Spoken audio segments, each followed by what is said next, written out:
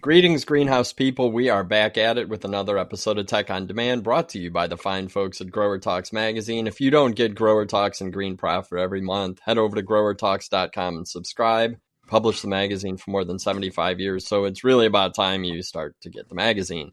And speaking of subscribing, be sure to subscribe to the Tech on Demand podcast on your favorite app. We're on Apple Podcasts, Spotify, Google, and most of the other major apps. And if you have an extra minute to leave a positive review, that would be great. Every little bit helps our algorithms and allows us to reach more greenhouse and garden center professionals. I'm your host, Bill Calkins, and today I'm joined by a good friend and someone who most of you in the garden center and greenhouse industries probably know. It's Clint Albin, and I've known Clint for, it's got to be 20 years, and he's a guy who's always on the leading edge of new trends and developments. So it really wasn't a surprise to me when we caught up at Cultivate in July, and he was all psyched up on AI and its applications for garden center retailers, greenhouse growers, and landscapers, really. And it wasn't just because it's 2025 and every conversation we have these days seems to center on AI. It's actually because he's been working on projects specifically related to artificial intelligence and has seen firsthand how it can empower businesses of all shapes and sizes. In fact, Clint wrote an article for the September issue of Green Profit that sort of inspired this episode, and I'll put a link to that in the show notes, but that's enough out of me. That intro is long enough. We have a lot to cover, don't we, Clint? We do, Bill, and it's great to be here with you. And I'll tell you, it is crazy on how long that we've known one another. And one of the things that I was telling someone the other day is that there's a group of people that we've all known one another for the same amount of time. Mm-hmm. And we all look like we did look when we first met. We haven't changed. Yet to other people who sort of see us from outside the industry, they're like, oh my gosh, who are those old people? But it is great to be here, and I'm looking forward to our conversation.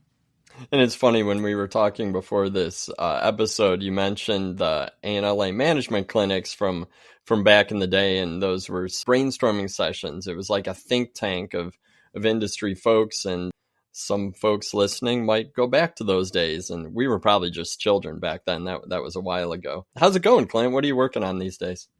So I'll tell you, it's going great, but just to sort of link back to the management clinic, and as we're sort of like talking about, AI and what could be done today. In the mid-'70s, when the National Association, decided to have an annual education meeting, they were trying to decide where it should be located.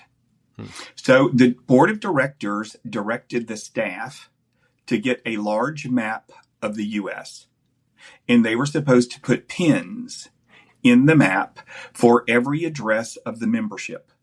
Okay. And so staff put pins in this map, and then they drew a circle around 80% of where the membership was.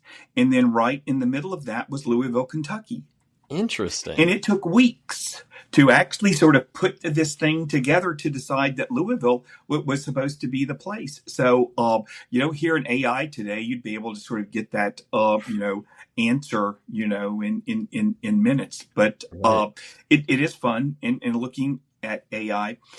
Bill, I've spent, the last several years in really looking at the business format, because I think one of the things that's sort of happening right now, ever since the pandemic, right, nothing has been the same. Right. We aren't able to sort of use the same metrics anymore. And so we're sort of at this place of confluence where, do we have a lag in sort of the way that consumers are actually utilizing the product based on the way the pandemic sort of affected it, right? It was up and then it was down. So is that a part of the laggard that's sort of doing it? But I'm looking at the business format and how we can actually change to increase the number of consumer journeys that consumers take to a garden center every day. So that's what I've been working on.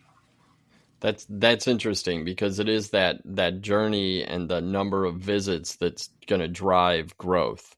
We listen to some of the state of the industry numbers, and although greenhouses and garden centers seem to be doing pretty well. And certainly compared to pre-pandemic levels, there are some of those metrics that don't look good. And I think that when you think about increasing customer count, customer traffic, and interactions and engagement, whether it's in person or online, that's really where there are some huge opportunities. Oh, I couldn't agree more. And I think the other part in context with that is we do have to use as a reference point in the year 2025 the article that was in the Wall Street Journal in April of this year about the size of the garden section of Home Depot.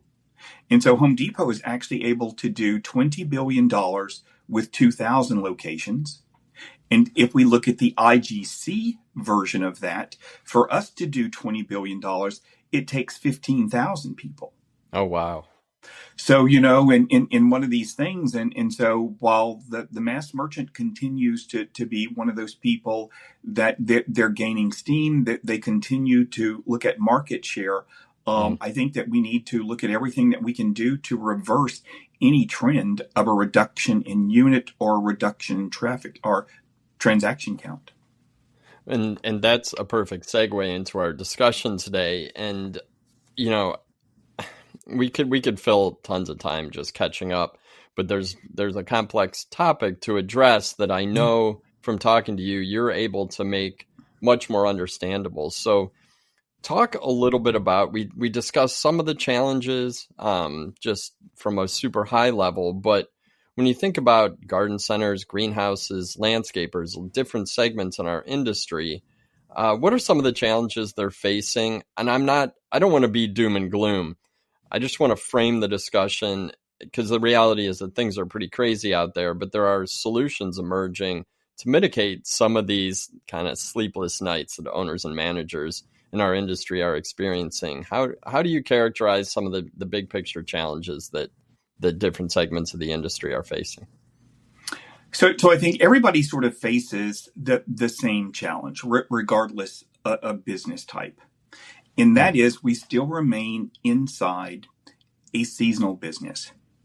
And the industry for years has tried to figure out from a cash and carry perspective how we either sort of shoulder on the front end or the back end, right? I mean, we spent years at the management clinic talking about extending the season. Right. And people put in big water garden sections and tried to look at different crops. And, they actually had the greenhouse growers sort of move into, different product areas in 6-inch and 8-inch versions of annuals, thinking that things were going to move through.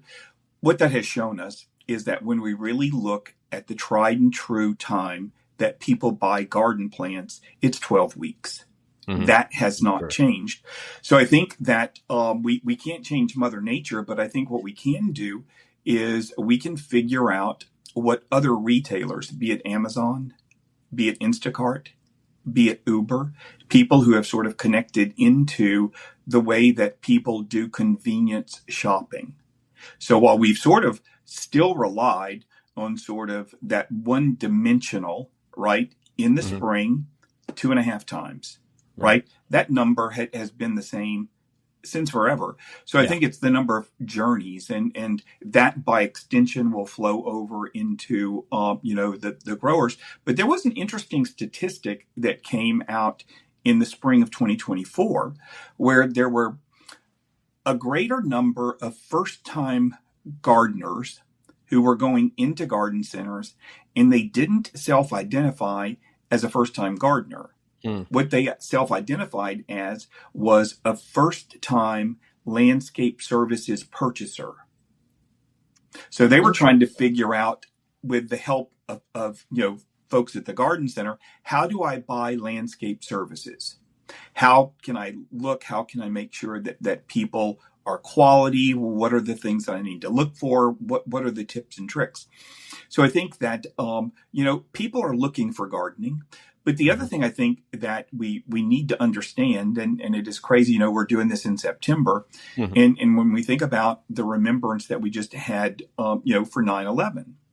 Yeah. And if we look, 30% of the entire U.S. population right now wasn't born on 9/11. Wow. Right. No, that's very, very true. We are seeing a huge demographic shift, especially in who's buying our product. And the way they buy it, right? I Mm-hmm. mean, for the Yeah. longest time, we said everything, was cash and carry. Everything was, we bring it in the back, the consumer takes it out the front. Yeah. That's the way everything was sort of organized. But I think that now's the time to look at the business format. Now is the time to sort of say, if we were constructing this over again, what would we do? And we sort of reverse engineer the idea that we have a product that people want to buy 2.5 times a year versus if we were re-engineering the consumer experience, right? What would the offering be in January and February? And how do we satisfy that need for that offering? So I think it's a wonderful time, and it's sort of an open playing field in being able to look at these tools and decide how we implement. I like that. And that really is a great way to think about it, because we can't keep doing business the same way. And if you look around just in society, whether that's consumer habits or just anything else that we do, things are changing and changing quickly. And there's no reason why our industry shouldn't be taking that same approach. So let's talk a little bit about some potential solutions, because they're a lot more fun than the challenges, because I think that, like we just said, the opportunities are out there. It's almost limitless. But let's talk about specifically artificial intelligence. And the more I think about this term, the more I think that if you asked 100 different people to define AI, you'd get 100 different answers. It's integrated into most of the things that we do, whether we know it or not. So I guess first off, how do you define it from a high level? How should our industry look at AI? When you think about AI, you think, oh, well, I can go to ChatGPT and ask for, a recommendation of a new Netflix series to watch while I'm on my couch. And I don't think that's what we're talking about. So give me a definition that we can work with, and how we should start thinking about AI. So I'll tell you, I think one of the first things that everybody needs to understand, and this goes back to the evolution of the business model, artificial intelligence is not going to work if we try to adapt it to a system or a process or a situation that is either already broken or it's outdated. So this is the perfect time for us to go in and say, okay, and one of the things that I look at right now, and so for the purposes of this discussion today, I'm actually going to focus on two very specific places at the garden center. Okay. It's the front door of the garden center, and then it is the overhead door at the warehouse, right? So if people can just look at that physical space at the front door. So what needs to change about the way that we can help with customer service? And, I was talking to Gavin Herbert from Rogers Gardens, and he was telling me about, his grandfather, who's 92 years old. He's founder of the company. And so he loves coming into the garden center every single day, right? Sure. And so one of the places that he likes to be is at the exit. And every person who goes out, he looks at their cart, and he says, oh my gosh, there were beautiful plants out there. Why don't you have them? Uh-huh. Right? So he is the old school way of customer feedback. Yeah. And if we think about anything that has been going on, anything that we bought on Amazon, TikTok, Instacart, Whole Foods, anything, we are so used to customer feedback, right? Travelocity, in any of these things. So I think that a garden center or a landscape contractor or a grower, right? One of the things that helps improve the business process is immediate customer feedback. And that can be customer feedback as it relates to products that go out of the garden center. That can be the interface with when someone leaves a landscape job. That could also be for a grower who wants feedback on the way the delivery system worked. People want immediate feedback. And I think this gives us an opportunity to sort of sit with our staff to sort of say, if we were doing this over again, how would we do this? How would we handle the phone? How would we handle customer flow? How would we handle the way that we receive product? And once you have that, then we begin to go in and say, okay, now that I know that this process needs to be revised, ChatGPT, Perplexity, Claude, whomever you're going to go with, right? It's like, tell me how other people are doing customer feedback.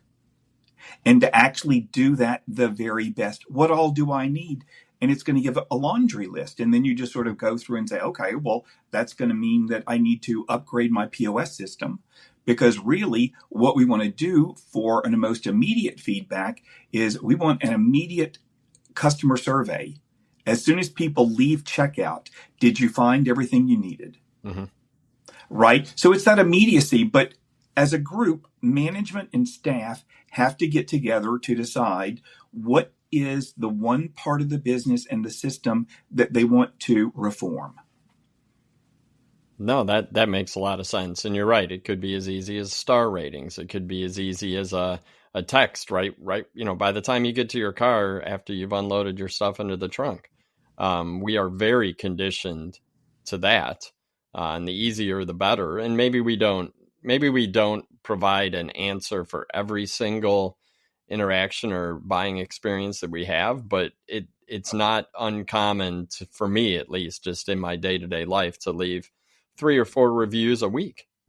And I'm not typing out reviews. They're usually star ratings. It's it's a good or bad experience that you're reacting to, I think. But in Bill, you're exactly right. So think about the number of times that you've used OpenTable to go to a restaurant. Yeah.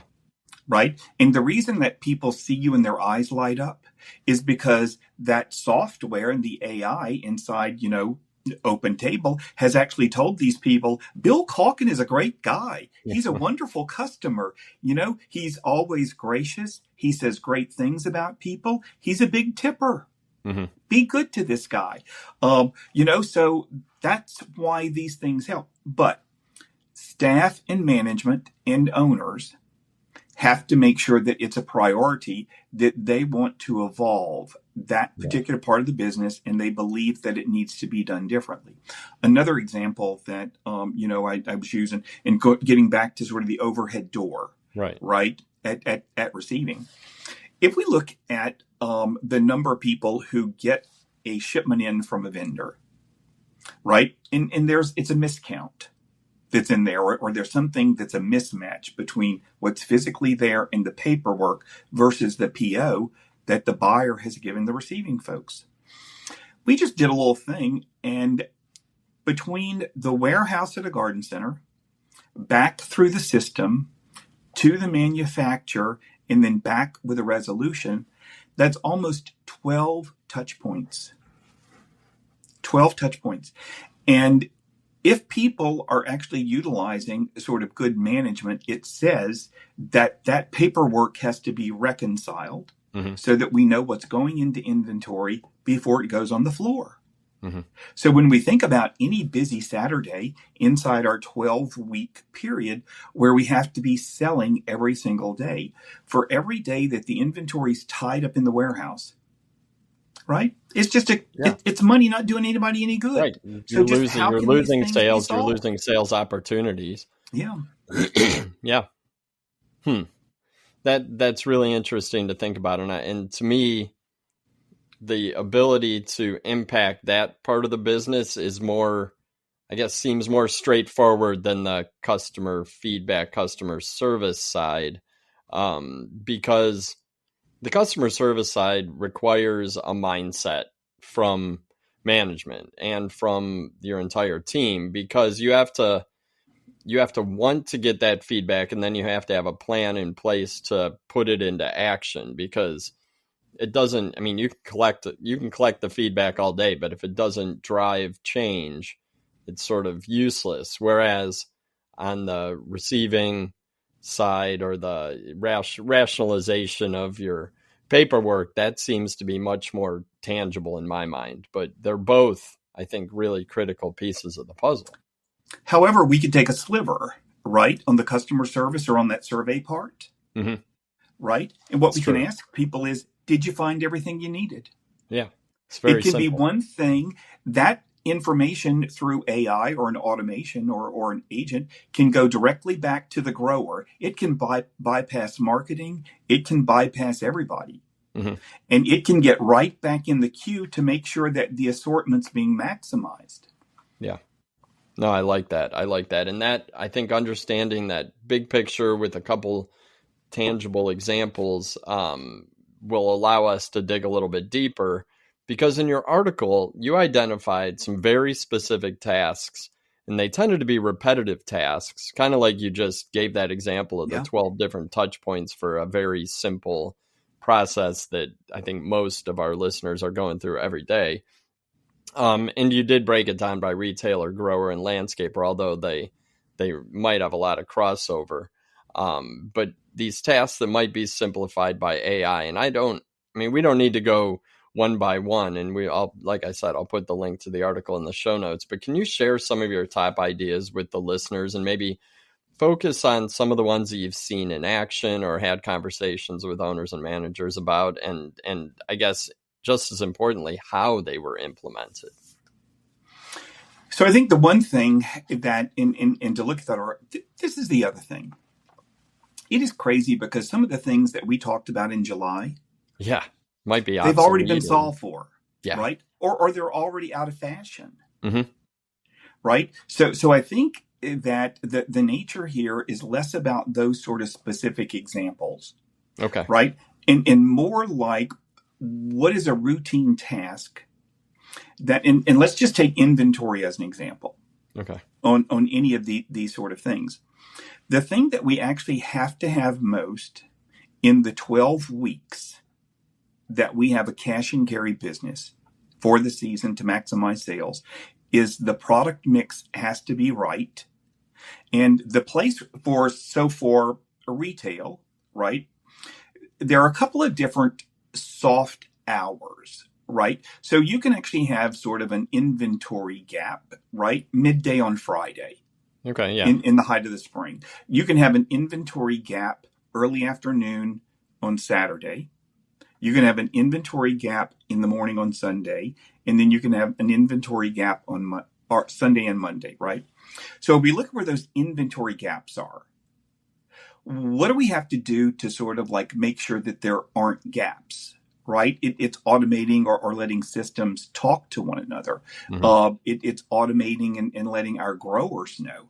So, one sort of example in looking at automation is to sort of set up and they've done it with ERP systems in the past where there's a minimum order, right? And you always want to stay at that number.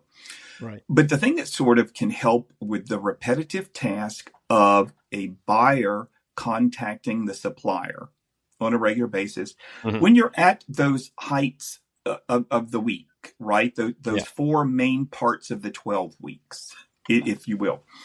All annuals are going to sell, right? Because people want a size 4.5s, right? So if you're constantly having 1,000 4.5 in the assortment that's the best with color, those sort of things. We can actually sort of like make that process smoother. Now, on the grower side, this is where they're able to sort of take real-time feedback, right? Because systems talk to one another and they can be in there. So that's that. But, the other thing that, and Mark Bradley is doing this with Landscaper and what they're working with their AI, with landscape customers, is because the jobs are sort of done and they're signed off in an AI environment. All the people who are working on the jobs are associated with that job through an app with their email. So where HR used to have to sort of be involved, are people checking in? Where's the time clock? What did this go? Or that question, why is the landscape crew checking in at a certain time, but they're not actually at the job site until a certain time, right? Well, they've done this so that they're utilizing, GEO and just regular sort of locator information. And, when the person arrives with their phone on the job, that's when the time starts ticking. So I think that all of these things are out there, but the specifics of what these tasks are going to be is it's the things that people are identifying that are pain points that result in lost sales. And this is the other thing that I think people need to think about. We can talk about automation for convenience. And one of the things that, I listened to a lot of the podcast from Y Combinator, which is an accelerator that's out in Silicon Valley. And the guy who's managing that particular accelerator is named Gary Tan. And they've done all of the big companies. So Coinstar was done there, Airbnb, AWS, Elon Musk, PayPal, all of those have been out of that accelerator and have done it. And one of the things that Gary talks about is if we really look at what AI is supposed to do, it is the essence of abundance. That's what we really have to strive for. If we're sort of like peeling all the parts back, it's the essence of abundance. And abundance can come in two halves. So it's an abundance by either saving time or making money. Okay. Right? So when we look at sort of that example of how are we reconciling sort of those 8 touch points for that, that's a time saving. Mm-hmm. Right? But then we also have to look at the other half of that it is making money because it's getting to the floor quicker. Yeah. Right? So it has to be one of these things. Are we saving time? Is it making money? And if we're able to sort of like put all of these different things in a process, then we ask, help us figure this out. Right? We're spending too much time on this, or we're spending too much time on that. So that's where I think people have to sort of like understand, but it's not going to change a broken system. We can't just automate inefficiency and expect it to become efficient. The only thing the AI is going to do there is make it more inefficient, and it's just going to build on the broken system. So you could go through your organization or your organizational processes and identify where the biggest opportunities lie. And it could be as simple as an old school SWOT analysis where you're looking at your weaknesses, you're looking at opportunities, you're matching those up, and then finding a system that's automated to help, like you said, save time, make more money. And a lot of times those go hand in hand. That makes a lot of sense. They do. And I'll tell you, one of the things that everybody used to talk about at the management clinic, mm-hmm. right, was a seasonal recap. Yeah. Everybody got together, right? And they sat in a room. The owner brought lunch in. Yeah. They talked about everything that went with it. There was a series of recommendations there. And then that laid the plan out for the next season. Exactly. That became an action plan. And I think so many times right now that people get so caught up because everything, it's frantic. Mm-hmm. We live in a state of chaos. Our people are in a state of chaos that no one has the time to sort of step back to sort of say, what's not working here? And let's re-engineer it and make it better. And it's usually not that they don't have the time. It's that they don't make the time. Yeah. I've told this story before, but I had a coworker, this was probably 15 years ago. And we were talking at the end of the year, and he said, the biggest thing I'm disappointed in is that I don't have time to brainstorm anymore. Yeah. And he was in a pretty high, really important position dealing with retailers. And that was his biggest concern. And I think that's only gotten worse in the last decade. You're right. Everything is frantic. Everything's moving quickly. And one of the things, you actually wrote this in your article. It's not whether AI is coming, but rather if our industry is ready to embrace it. And I do think that's something really important that we should discuss, because when I talk to folks around horticulture, I know there's skepticism, but people tend to be watching for opportunities to test out AI, but they often aren't really sure when or where. It's one of those things that's on the to-do list or their mental to-do list, but not quite sure how to start. So when you talk to folks in the green industry, which I know you do, how does the conversation usually go? And where, I guess, at what point during the conversation do you see that light bulb come on, or that tipping point when folks start actually thinking about taking action on it? Because we can talk about these things all day, and it's good that we do. And it might not be a 2026 action plan item for some folks, but it probably could be. So where in that conversation, when you're talking to folks, does that actual action start to take place? Or does it? So it's interesting because depending on, so I think that there's a difference in the size of the organization. Okay. And I think that there is a difference with people who work in the business versus people who work on the business. Fair. Right. So as we sort of like look at those things, and I think what most people, and it's one of these things where it goes back to when Amazon first came out, right? And everybody says, "Oh my God, Amazon is the enemy." Yeah. Right. Yet all those same people used Amazon for paper products inside the business. Yep. Right. So they were against it, but they used it. If we think about everybody who's sort of hearing this right now, they're already using Copilot with Microsoft. They're already using ChatGPT. They're already doing some things. So I think the one thing that people need to coalesce around, right, and sort of looking at sort of where these products are, the conversation has come up that companies really need to have a meeting right now to decide what their policy on AI is going to be.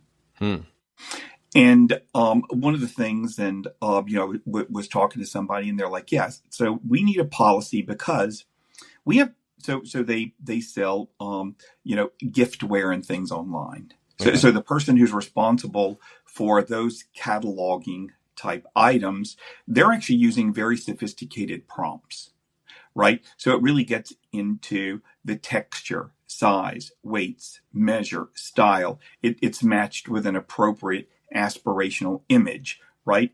Everything's there.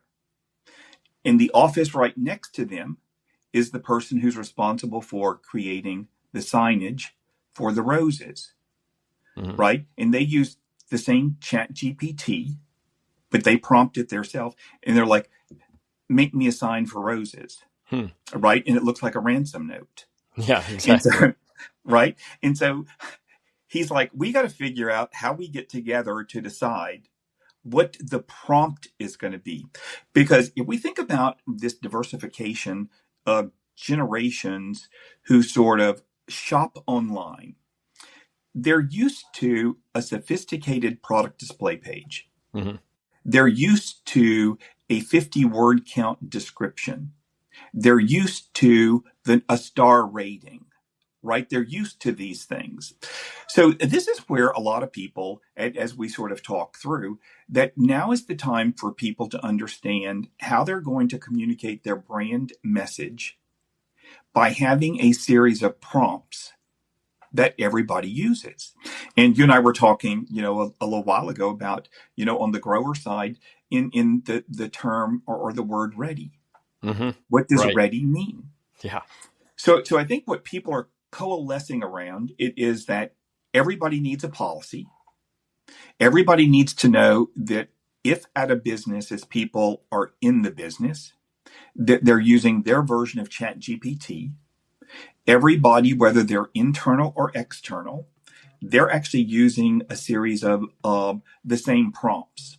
This way, the page for those wonderful and beautiful decor items that people see online and in store, that there's that same elevated and bespoke experience that actually carries over to the roses. It carries over to the camellias. There's an understanding that it's a bit sciencey, right? When we're looking at soils, that we actually understand whether we're clay or sand, and that because the product display page that's on our competition, right? they're all using that same sort of language. So Right. the branding and that sort of thing has to go over. But the one thing that everyone's in agreement on right now, there's not one person who has said that this is not important. Mm. Not one person has said this is not important. Everybody believes it's important.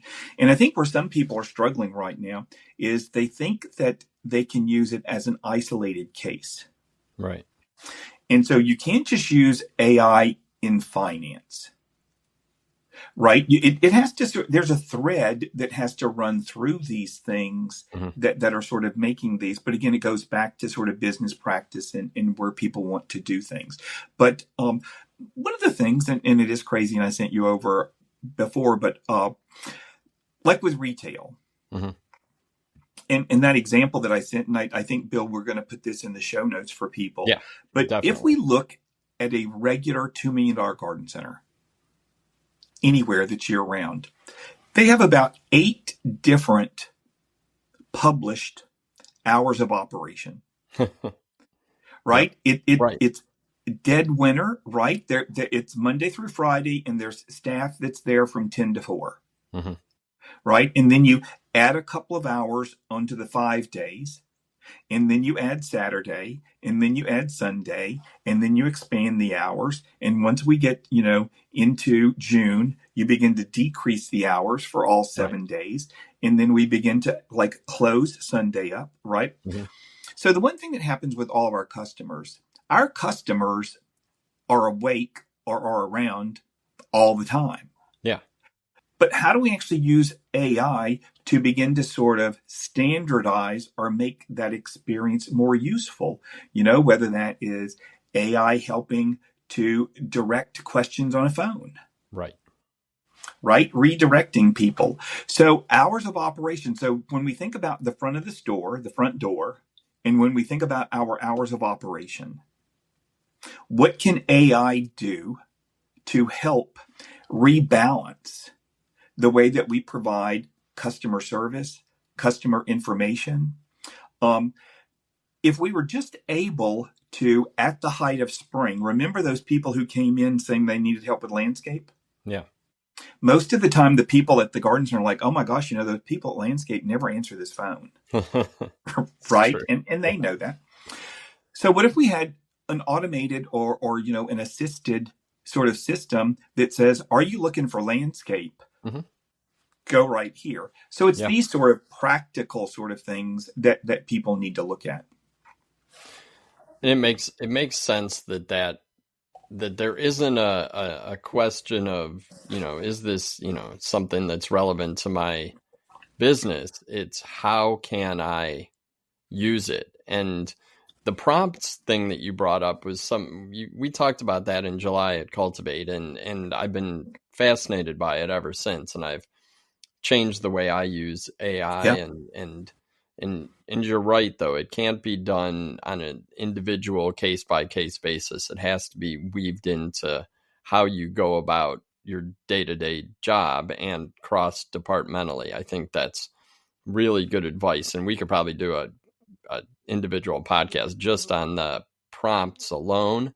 But you can also ask AI to help you with the prompts that you're using, which is another sort of weird thing to think about, but it works really, really well. And the more information you put in, the more customized or tailor-made results you're going to get back. Exactly.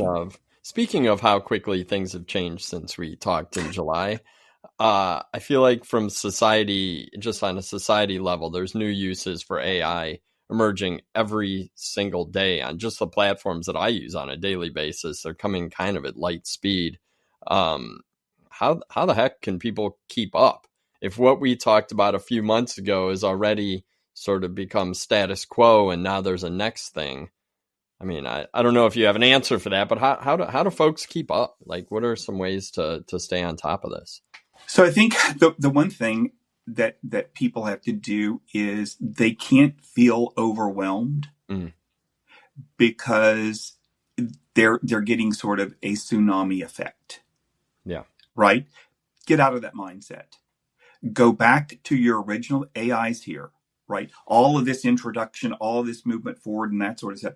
The only thing that that's going to do is when you decide how you're going to reform the steps to get customer feedback immediately after they leave that register, that's going to give feedback for assortment with your goal in mind of assortment maximization, right? Mm-hmm. Or to the, so if you're just looking at that, focus on that.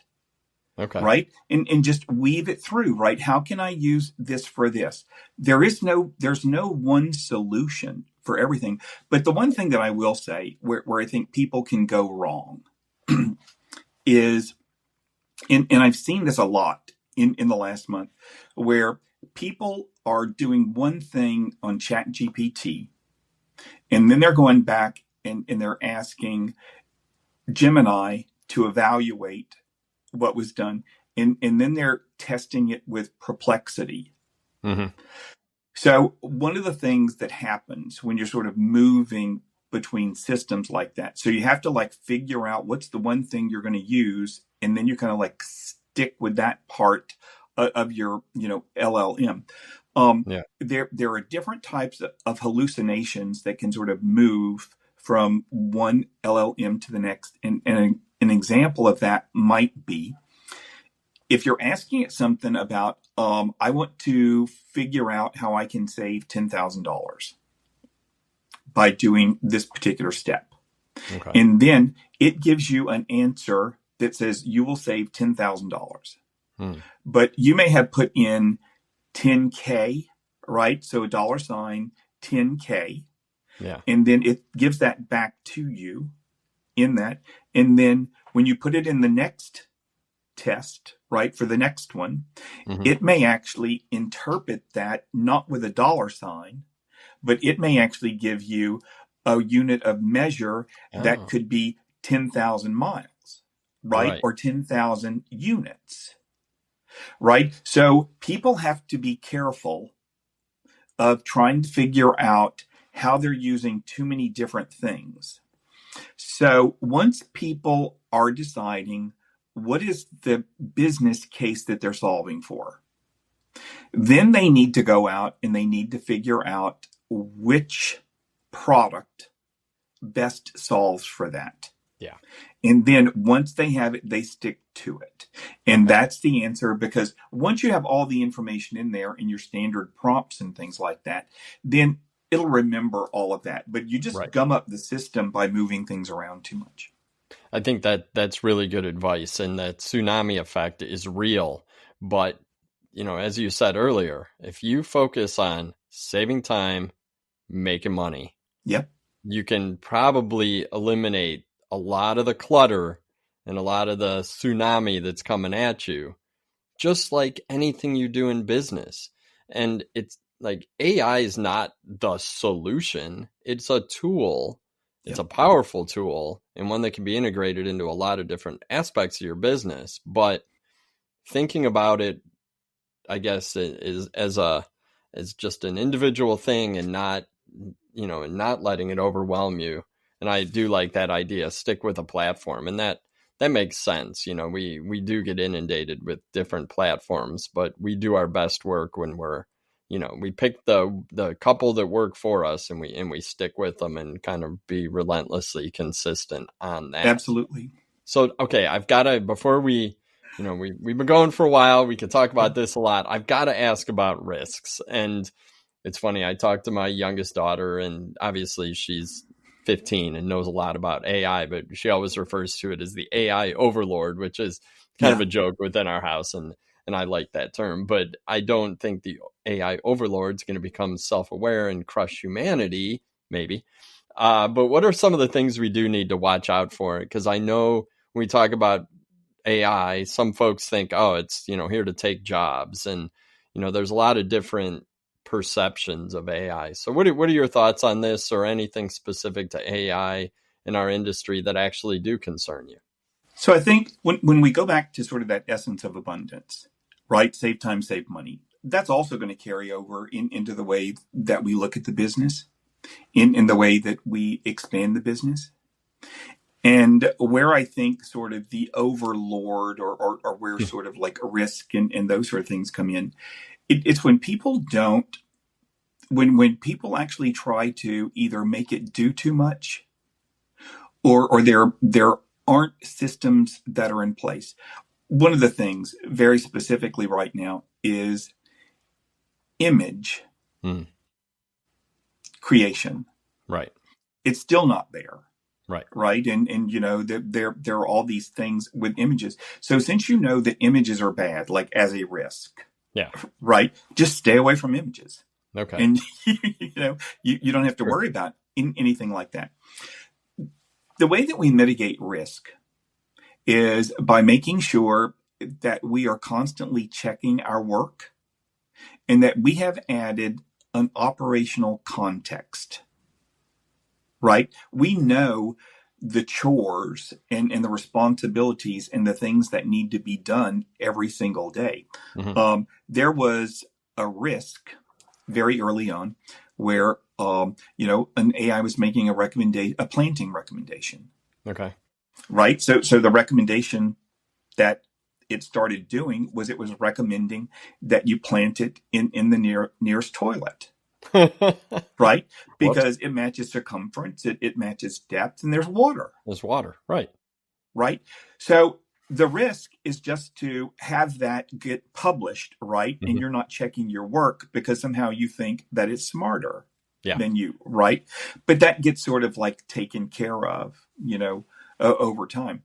Right. So I think that there are risks, there are societal things that are out there, but if we're looking at creating a better business, if we're looking at the ways that we can become more responsible, you know, to our community, the way that we can make a better plant recommendation to sort of heal our local ecology so that we can make recommendations back up through our supply chain.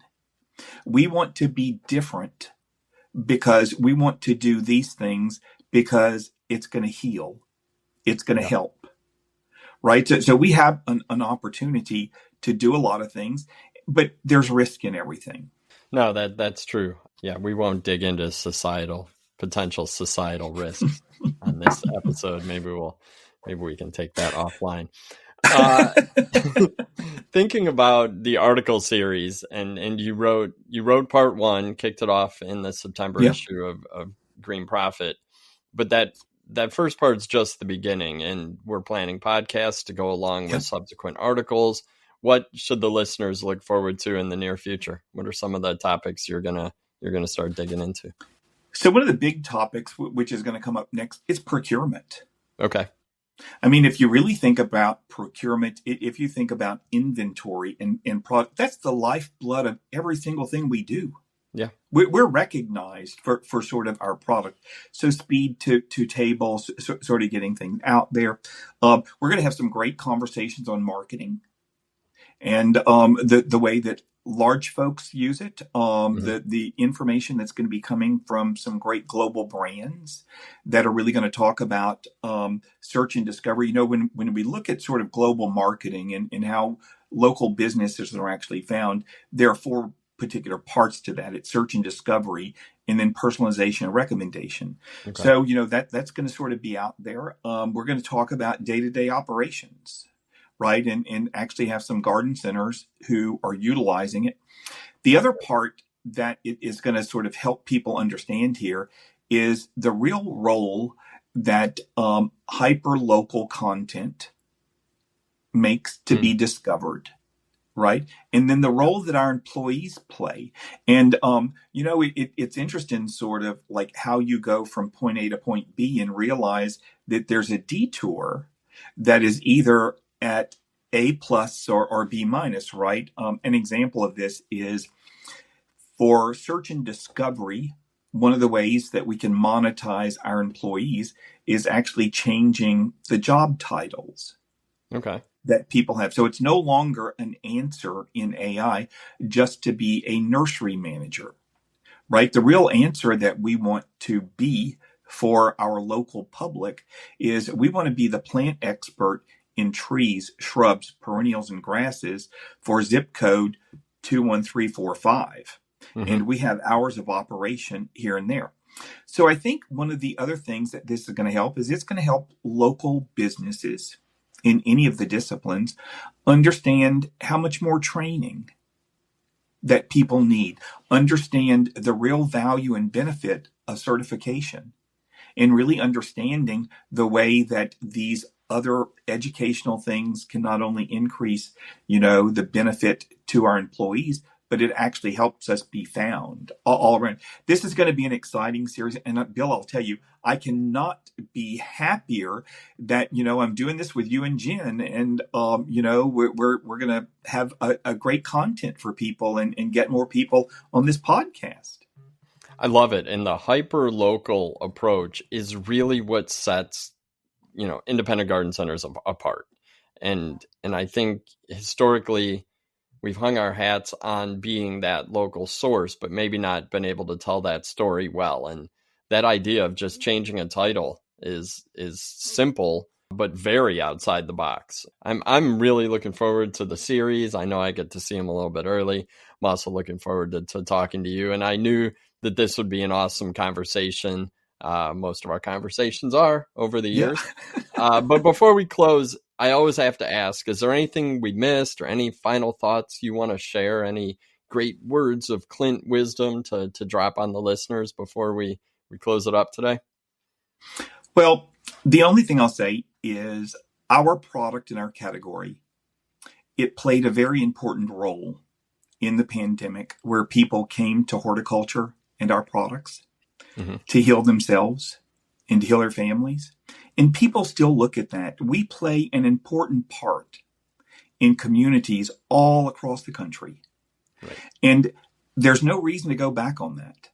We just need to continue to go forward, and we need to find ways to sort of integrate innovation into the daily process. But we are as important as ever, and plants are a good thing. Wow. I couldn't have said it any better. I love it. I always say we're absolutely blessed to be in this industry. Yeah. And I really, truly believe it. Clint, thank you so much for your time and everything you do for our industry. I consider you a legend because you always push folks to think ahead and think forward and not rest on your laurels. I really appreciate it. Thank you, Clint. Bill, thank you very much. And with that, on behalf of Clint Albin, I'm Bill Calkins with Tech on Demand, wishing you a fantastic fall season if you're listening in real time, spring season of 2026. Take care out there.